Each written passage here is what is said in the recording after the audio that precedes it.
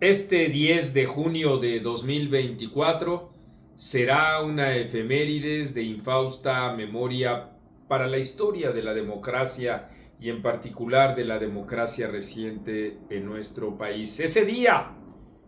el Instituto Nacional Electoral le notificó a la dirigencia del Partido de la Revolución Democrática que había perdido su registro al no alcanzar el porcentaje necesario para mantenerlo, y en ese terreno lo que tendrá que hacer la propia dirigencia del PRD es algo que ya desde hace 24 horas está haciendo, es emprender todos los mecanismos administrativos para, en efecto,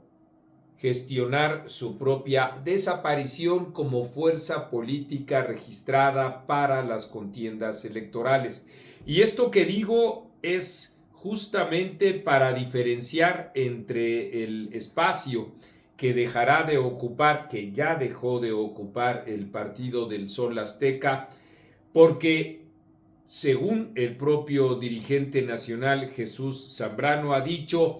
emprenderán una aventura junto con otras fuerzas políticas con quienes ya se encuentran en pláticas a efectos de la construcción de una alternativa que desde luego imaginamos nosotros, proyectamos nosotros igualmente también como una fuerza partidaria que probablemente tendrá o tenderá sus nexos con los representantes del Frente Cívico Nacional y todos aquellos que han hablado de la posibilidad de la construcción de un partido político. Lo dijo Álvarez y Casa apenas hace unos días, o Guadalupe Acosta Naranjo también ha convocado a un diálogo con la sociedad civil, a un diálogo nacional para el próximo mes de julio. Ya veremos cómo se van adecuando estas mismas aguas para dar cauce a esta fuerza política que bien podría irse moldeando en los próximos meses. Lo que ahora queda es, en efecto, deplorar la desaparición, me parece que del partido más importante de la propia transición democrática, si a esta la abarcamos del 71 a la fecha, pero en particular también en las primeras elecciones y más competidas de nuestra historia en 1988, cuando todos lo sabemos, se desprendió una corriente importante, la nacionalista del PRI, y dio paso a la corriente crítica que terminó aliándose con algunos sectores de la izquierda para constituir el Frente Democrático Nacional y así con distintos partidos impulsar la candidatura del ingeniero expriista entonces Cuauhtémoc Cárdenas, una vez que incluso el propio Eberto Castillo, el abanderado del Partido Mexicano Socialista, declinó apenas un mes antes de las elecciones del 6 de julio de 1988 en favor de el propio Cuauhtémoc Cárdenas. Y al año siguiente, el 5 de mayo de 1989, ahí asistimos a la fundación del Partido de la Revolución Democrática. Así, democracia para todos era parte del lema y con ello también el arropamiento de muchas de las alternativas políticas que se habían fraguado, no exagero, desde 1938 hasta la fecha, es decir, 50 años, durante 50 años. Fuerzas políticas, visiones políticas, antaño sectarias, que le fueron dando sentido a distintos partidos y esfuerzos, como el Partido Patriótico Revolucionario, como el Partido Mexicano de los Trabajadores. A final de cuentas, en este trayecto de 1989, el Partido Socialista de los Trabajadores, en fin, distintas gamas que todavía empleaban esta expectativa socialista, que se significaron no solo, por supuesto, por tener como referentes a todos aquellos parámetros, digamos, que se gestaban dentro de la propia Guerra Fría, aún antes incluso, con la propia Unión Soviética, imagínense ustedes, pero que tuvieron significado en nuestro país, sobre todo también porque luchaban en favor de las propias libertades conculcadas en nuestro país y que al mismo tiempo también pues desafiaban el sistema de partido único con el presidencialismo omnímodo. Democracia ya y patria para todos significó entonces una síntesis de todas estas luchas. Entre los 50 y los 70, la lucha de los ferrocarrileros, de los médicos, desde luego la lucha de los electricistas y cómo no mencionar las luchas de los distintos movimientos estudiantiles que se coronó en el propio 1968.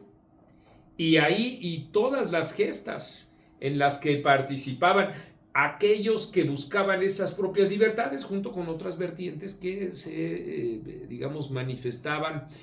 contrarias siquiera a esa participación testimonial o al margen de las propias instituciones, sino que incluso tratando de socavarlas con aquellos movimientos de las guerrillas de finalizando los 60, pero sobre todo y una vez ocurrida la masacre de 1968 durante los 70 con las distintas guerrillas en el norte y el sureste del país. Toda una gama, toda una riqueza intelectual, toda una actividad política sin la que no se puede explicar la historia de nuestro país con todos los claroscuros, con todas las críticas, el sectarismo, a final de cuentas la visión autoritaria, el negarse a participar en los procesos electorales, etcétera, etcétera, hasta que a partir justamente de este tipo de errores, que he señalado solo 3 como vertientes de análisis, la propia izquierda fue asumiendo el papel institucional y democrático incluso, porque en efecto no era precisamente esa una de sus principales cartas, aunque ya con el Partido Socialista Unificado de México, que es el primer esfuerzo previo a 1989, sí, en efecto, 1989, en donde confluyen distintos